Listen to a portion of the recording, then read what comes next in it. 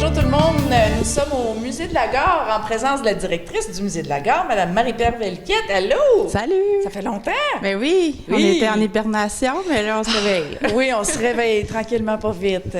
T'as des nouvelles à nous donner, Marie-Pierre? Oui, on est en train de préparer au musée une nouvelle exposition pour offrir quelque chose de nouveau, surtout aux résidents de Témiscamingue, mais je pense que le sujet va intéresser tout le monde qui va passer par ici. Puis on est rendu à quasiment des dizaines de milliers de personnes qui passent au musée là, par été. Puis je pense que le sujet est assez intéressant pour accrocher tout le monde, mais on pense vraiment aux résidents de Témiscamingue dans la conception de cette exposition-là, qui va porter sur tout ce qui s'est passé il y a maintenant 50 ans. C'est pour fêter aussi un anniversaire, la fermeture de l'usine qui détenait presque tout à Témiscamingue, la CIP, qui a mené, dans le fond, une super belle aventure qui a été celle de l'ouverture de Tembec. Donc, c'est là-dessus que va porter notre exposition cet été. Puis là, j'aimerais faire appel à vous et à vos auditeurs.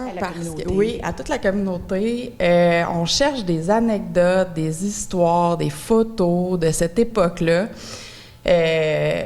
Oui, des gens qui travaillaient là-bas, mais aussi, tu sais, ça peut être des gens qui étaient enfants, ados, les anecdotes directement ou indirectement. C'est ça, parce qu'on veut vraiment, tu sais, brosser le portrait large de c'était quoi le sentiment, l'atmosphère. Oui, exactement. Donc, ça a dû être une grosse nouvelle, évidemment. Ben oui, ça avait été vraiment comme un choc parce que ça s'était fait un peu par en dessous. Tu sais, juste avant de fermer, ça allait super bien. Ils avaient annoncé qu'ils allaient investir à Témiscamingue, puis tout ça. Puis, ils ont commencé à vendre. Dans le fond, la CIP, pour ceux qui sont pas au courant, il appartenait tout. C'est vraiment une ville de compagnie ici. Puis, c'est vraiment la compagnie qui appartenait les maisons, les infrastructures, l'école, l'hôpital. L'église. L'église, je suis pas certaine, là, mais okay. tout le reste leur appartenait. Puis, tu sais, le conseil de ville était composé des dirigeants de l'usine. Ça peut te donner une idée, là. Oui. Fait que là, à un moment donné, c'est ça, ça disait que ça voulait investir à Témiscamingue. Puis, ils se sont mis à revendre les maisons aux employés en leur faisant croire ou en leur donnant l'impression qu'ils reprenaient un peu, tu sais, les rênes de leur vie en étant propriétaires de leur maison. Puis quelques mois après, ils fermaient l'usine. Donc là, les gens se retrouvaient avec une hypothèque, une maison dans une ville qui avait plus d'employeurs. Vendue par tes patrons. C'est ça. Oh.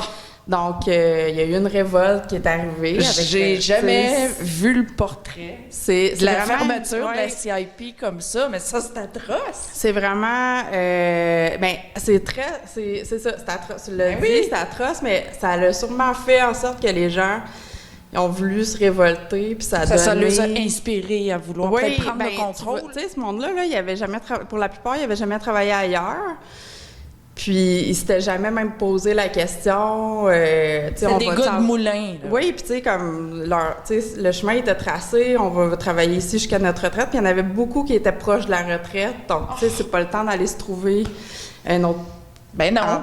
Un autre emploi ailleurs. Fait que ce que les gens ont fait, ils se sont révoltés. Il y en a qui ont occupé. Dans le fond, là, ce qu'ils devaient faire, c'était convaincre le gouvernement que ça valait la peine de garder une usine comme ça à Témiscamingue. Donc, c'est là que Dotteri, puis il y en a d'autres aussi qui sont entrés en jeu pour aller essayer de convaincre le gouvernement de donner une subvention pour repartir l'usine. Sauver l'usine. Sauver l'usine. Puis, là, il y avait des réserves de bois qui appartenaient à la CIP. Puis les gens, c'est là qu'ils ont occupé le pont, puis barré la rivière pour retenir le bois ici, pour pas que la compagnie vienne le chercher, parce qu'il y avait besoin de ce bois-là pour repartir l'usine. Donc ça, c'est une chose que les gens ont faite. Ensuite de ça, l'occupation du pont, c'est pour vraiment démontrer le mécontentement des gens d'ici de ne plus avoir de job et tout ça, puis vraiment comme envoyer un message clair au gouvernement. Puis, les travailleurs, ce qu'ils ont fait, ils ont accepté de prendre quand ils se sont fait mettre, quand ils ont su que ça fermait, puis tout ça, ils ont eu un bonus là, de départ. Ils ont accepté de prendre ce bonus-là puis de le donner pour repartir l'usine, pour le mettre comme dans le pot. Là. Ouais, c'est ça. Puis c'est comme ça que ça a donné lieu à une entreprise. Tu sais, Tembec, c'est une entreprise d'un nouveau genre. Là. Ça a révolutionné le monde de l'entreprise. D'ailleurs, le nom Tembec vient de Témiscamingue. Il y a beaucoup de monde qui ne le savent pas, Québec. Mais ça le... Moi, j'étais à Hearst, je le savais. Oui, c'est ça. On a un Tembec aussi à Hearst. Non, c'est correct. C'est ça, il y a bien de mais monde même qui le nom Tembec, ça vient d'ici. C'est ça, c'est Témiscamingue, Québec. Québec. Là. Donc, tu sais, il y en a eu partout à travers le monde, en France, entre autres. Là. Donc, c'est ça, ça a vraiment, tu sais, comme non seulement, oui, la maison mère était ici, mais c'est vraiment un événement qui a secoué une communauté. Ah, mais tout à fait, là, tu sais, ça a permis, en tout cas, je peux pas imaginer le monde devoir passer de tout est noir à tout d'un coup, on prend notre vie en main. Puis se faire manipuler. Ben, c'est vraiment ça là, qui est arrivé. Faire à croire que tu peux acheter ta maison parce que la CIP faisait juste louer à leurs employés. Oui, c'est ça. Ils n'étaient pas propriétaires de leur maison. C'est exactement. C'était vraiment eux qui contrôlaient tout. Fait que c'était comme une façon pour eux de dire, tu sais, vous allez pouvoir prendre du contrôle sur votre vie, tout ça. Fait que les gens étaient contents, OK, on a des bons emplois, on a des bons salaires, on peut se permettre d'avoir nos maisons, puis tout ça, puis d'un coup, plus d'emploi. La clé dans la porte. C'est ça. Puis, on était sur le choc quand le Provigo il a fermé. Je peux même pas imaginer. Ah non, là, c'était la catastrophe, là. Plus d'usine, il n'y avait plus de ville. Là. C'était une ville fantôme qui s'en venait. Là. Mais ça, c'est tous les grands-papas de notre génération. Là. Oui, ça, c'était en 72. C'est ça. Donc, que ces gens-là, aujourd'hui, seraient de nos aînés. Oui. Il y en a encore beaucoup qui vivent ici. Puis j'ai entendu beaucoup d'histoires de gens qui ont commencé à travailler à l'usine après ça. Puis comme... Tu sais, il y a vraiment un sentiment de solidarité entre ceux qui étaient là à l'époque puis qui ont vécu ça. C'est ça, qui les attachait d'une façon qui s'explique pas, là. Si je peux me permettre, mon mari, c'est la 3e génération à Lalonde à travailler à Tembec. Il y avait son grand-père que lui, il a vécu ça. Mais là, M. Aurel Lalonde est décédé, ça fait quand même longtemps. Ensuite, Guy, qui travaille là. Maintenant, Dan. Oui. Fait que c'est vraiment un patrimoine familial. Oui, encore aujourd'hui, c'est ça qui fait vivre notre ville. Maintenant, c'est Rayonier qui est propriétaire de la compagnie, mais vraiment le bout de l'histoire où ça a été Tembec, je pense que ça l'a vraiment tracé. Tu sais, c'est encore présent beaucoup dans... Je pense dans le sentiment, tu sais, souvent, les gens, ils disent qu'ils sont proches, tu sais, c'est une communauté tissée serrée, puis ça, je pense que ça l'a vraiment joué là-dessus. Puis, tu sais, pas le logo, mais le slogan de Tembec, des gens qui construisent eux-mêmes leur avenir, ça dit tout, là. Oui. Donc, c'est vraiment, d'ailleurs, le titre qu'on a décidé de donner à notre expo, c'est des gens qui ont construit eux-mêmes leur avenir, excusez. Donc, c'est vraiment là-dessus qu'on veut jouer, aller démontrer la fierté puis le travail qui a été fait par les gens d'ici. Puis ça a vraiment donné, ça que j'avais commencé à dire un peu tantôt, une entreprise qui a révolutionné le monde de l'entreprise, là, parce que ça s'était... Je crois jamais vu une entreprise de cette ampleur-là qui était comme une coop, là, qui était dont des parts revenaient aux employés.